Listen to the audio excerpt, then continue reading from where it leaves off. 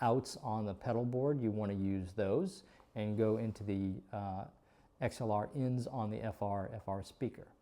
And if you don't use you can use 1/4-inch cables and go out, and then if your FRFR speaker has 1/4-inch ins, you can do that as well.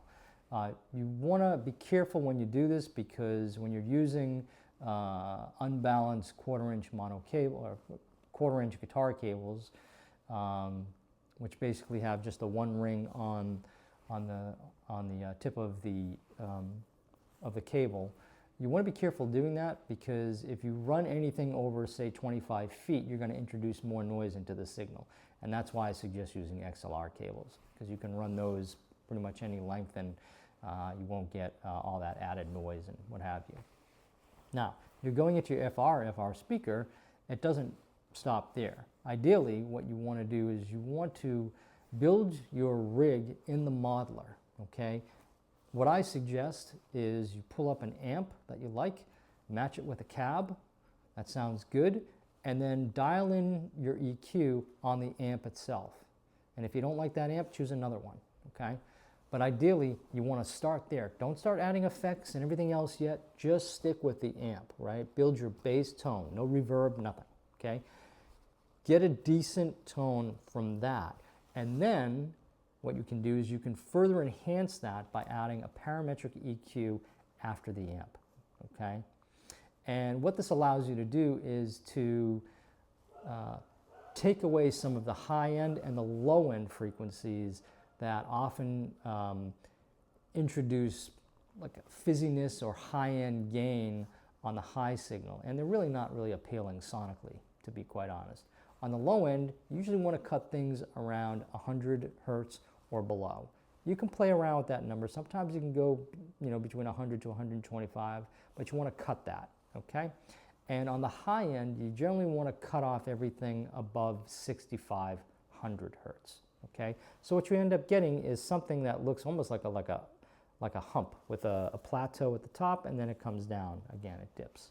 Okay, so once you've done that, you've now set up a situation where you have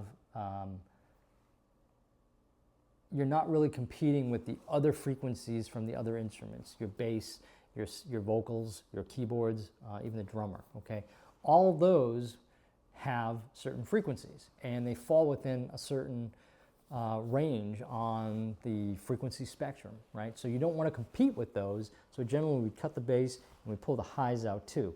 That leaves some nice room to play around with the mid-range, okay? So again, you go back to your rig on your modeler and you adjust those sounds accordingly, okay? And you dial in from there. If you're putting this into a mixing board, the last thing you want to do is start building your rig and fixing it based on the EQ on the console, the mixer console. You want to do everything on your modeler, and then what happens is after it goes out to the speaker, see what it sounds like. You can play with the EQ there, and when it goes to the house PA, the sound guy is going to adjust it so it sounds good on that end. Because remember, different size speakers sound different, okay? They're gonna introduce certain or not introduce certain frequencies that might sound good, might not sound good.